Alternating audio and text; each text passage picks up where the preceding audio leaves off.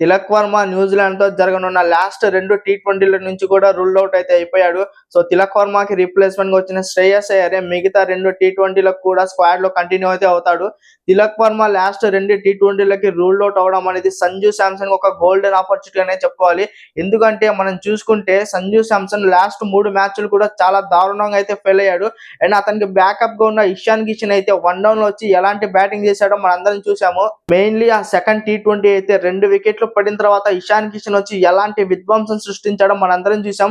So దీన్ని బట్టి చూసుకుంటే అందరూ ఏమనుకున్నారంటే తిలక్ వర్మ ఎలాగైనా 4th టీ20కి ఖచ్చితంగా మ్యాచ్‌కి అయితే అందుబాటులో ఉంటారు కాబట్టి నెంబర్ 3 పొజిషన్‌కి తిలక్ వర్మ ఖచ్చితంగా ఆడేస్తాడు కాబట్టి నెంబర్ 1 కోసం అయితే ఇషాన్ కిషన్ ఆర్ సంజు శాంసన్ వీళ్ళిద్దరిని ఒకరిని తీసుకోవాలి కాబట్టి ఫస్ట్ 3 మ్యాచ్‌లు ఫ్లాప్ అయిన సంజు శాంసన్ పక్కన పెట్టి ఇషాన్ కిషన్ నే ఓపెనర్ గా తెస్తారని చెప్పి అందరూ అయితే అనుకున్నారు. బట్ తిలక్ వర్మ లాస్ట్ 2 టీ20లో కూడా రూల్డ్ అవుట్ అవ్వడం అనేది సంజు శాంసన్ కి ఒక గుడ్ ఆపర్చునిటీ అనే చెప్పుకోవాలి. సో సంజు శాంసన్ ఈ ఆపర్చునిటీని యూజ్ చేసుకొని లాస్ట్ 2 టీ20లకి ఒక మంచి స్కోర్ కొడితే మాత్రం టీ20 11లో మాత్రం ఖచ్చితంగా తన స్పాట్ ని కాపాడుకున్న వాడైతే అవుతాడు. లేకపోతే టీమ్ మేనేజ్మెంట్ ఇషాన్ కిషన్ ని తీసుకోవడానికి ఎలాంటి ఆలోచన అయితే చేయదని చెప్పి నాకైతే అనిపిస్తుంది. అండ్ తిలక్ వర్మ గురించి మాట్లాడుకుంటే న్యూజిలాండ్ సిరీస్ మొత్తం నుంచి అయితే రూల్ అవుట్ అయితే అయిపోయాడు. Mostly Tilak Varma India South ఆఫ్రికాతో ఒక వార్మప్ మ్యాచ్ అయితే ఆడబోతుంది. అది ఫిబ్రవరి 2 ఆర్ ఫిబ్రవరి 3 అయితే ఆడబోతుంది. మోస్ట్లీ ఈ మ్యాచ్ అయితే అందుబాటులో ఉంటాడని చెప్పి తెలుస్తుంది. సో తిలక్ వర్మ గురించి ఇలా ఉంటే వాషింగ్టన్ సుందర్ ఫిట్నెస్ గురించి కూడా ఒక అప్డేట్ అయితే వచ్చింది. వాషింగ్టన్ సుందర్ అయితే టీ20 వరల్డ్ కప్ మొత్తానికి అయితే అందుబాటులో ఉండడని చెప్పి తెలుస్తుంది. ఆల్రెడీ వాషింగ్టన్ సుందర్ కి రిప్లేస్మెంట్ గా రవి బిష్ణోయ్ని తీసుకున్నారు. బట్ బీసీసీఐ మాత్రం ఇప్పుడు ఒక ఆల్రౌండర్ ప్లేస్ లో ఇంకొక ఆల్రౌండర్ ని తీసుకోవాలని చెప్పి చూస్తుంది. సో వాషింగ్టన్ సుందర్ కి రిప్లేస్మెంట్ గా రియాన్ పరాగ్ అయితే తీసుకోవాలని చెప్పి చూస్తుంది. గైస్ వాషింగ్టన్ సుందర్ కి రిప్లేస్మెంట్ గా రియాన్ పరాగ్ తీసుకోవడం గురించి మీ ఒపీనియన్ కింద కామెంట్స్ లో ఖచ్చితంగా తెలియజేయండి guys. Tilak Varma and Washington Sundar గురించి వచ్చిన అప్డేట్స్ అయితే ఇవి గైస్. అండ్ మనం లేట్ చేయకుండా 4th టీ20 గురించి అయితే మాట్లాడుకుందాం. ఈ మ్యాచ్ అయితే 28 వెడ్నెస్డే అంటే రేపు అయితే జరగబోతుంది.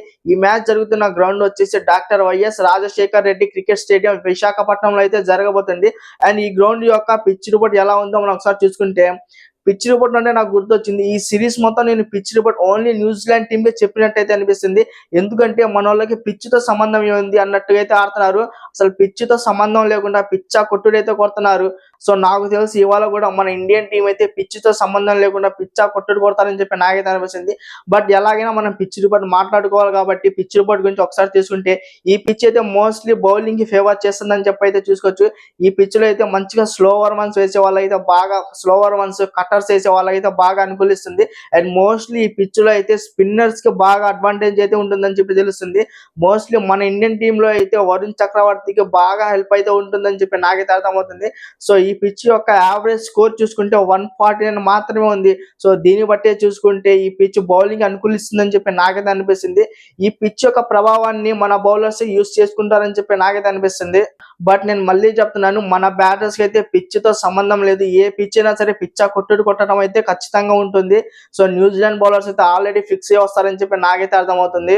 అండ్ ఈ పిచ్ యొక్క వెదర్ రిపోర్ట్ ఒకసారి మనం చూస్తుంటే ఎలాంటి రెయిన్ అడ్డంగా అయితే లేదు. ఫుల్ మ్యాచ్ ని మనం ఎలాంటి బ్రేక్స్ లేకుండా అయితే చూడొచ్చు అని చెప్పి తెలుస్తుంది. అండ్ ఈ మ్యాచ్ కి 2 టీమ్స్ ఏమన్నా చేంజెస్ చేస్తారని చెప్పి అనుకుంటే నాకు తెలిసి ఖచ్చితంగా చేస్తారని చెప్పి తెలుస్తుంది. న్యూజిలాండ్ గురించి మాట్లాడుకుంటే ఫస్ట్ న్యూజిలాండ్ అయితే 2 చేంజెస్ ఖచ్చితంగా చేస్తుందని చెప్పి నాకైతే అనిపిస్తుంది. ఫస్ట్ చేంజ్ వచ్చేసి డెవాన్ కాన్వే ప్లేస్ లో ఫిన్ అలెన్ ని తెస్తారని చెప్పి నాకైతే అనిపిస్తుంది. ఎందుకంటే డెవాన్ కాన్వే రావడమే ఆలస్యం, మన టీం ఇండియా అయితే హర్షిత్ రాణాని తీసుకొస్తున్నారు. హర్షిత్ రాణా వరుసగా 4 సార్లు అయితే అవుట్ చేయడం అయితే జరిగింది. సో డెవాన్ కాన్వే ప్లేస్ లో ఫిన్ అలెన్ ని తీసుకొస్తారని చెప్పి నాకైతే అనిపిస్తుంది. అండ్ సెకండ్ చేంజ్ వచ్చేసి కైల్ జెమిసన్ ప్లేస్ లో జెమ్మీ నీషమ్ ని తీసుకొస్తే బాగుంటుందని చెప్పి నాకైతే అనిపిస్తుంది.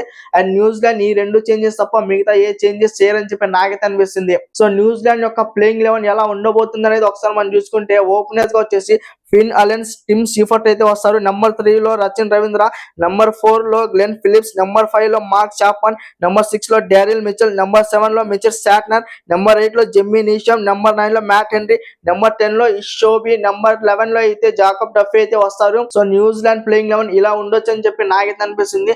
ఇండియా చేంజెస్ ఏమైనా చేస్తుందా అంటే నాకు తెలిసి ఎలాంటి చేంజెస్ అయితే చేయరని చెప్పి తెలిసింది. ఒకవేళ చేస్తే ఒక్క చేంజ్ అయితే చేస్తారని చెప్పి నాకైతే అనిపిస్తుంది.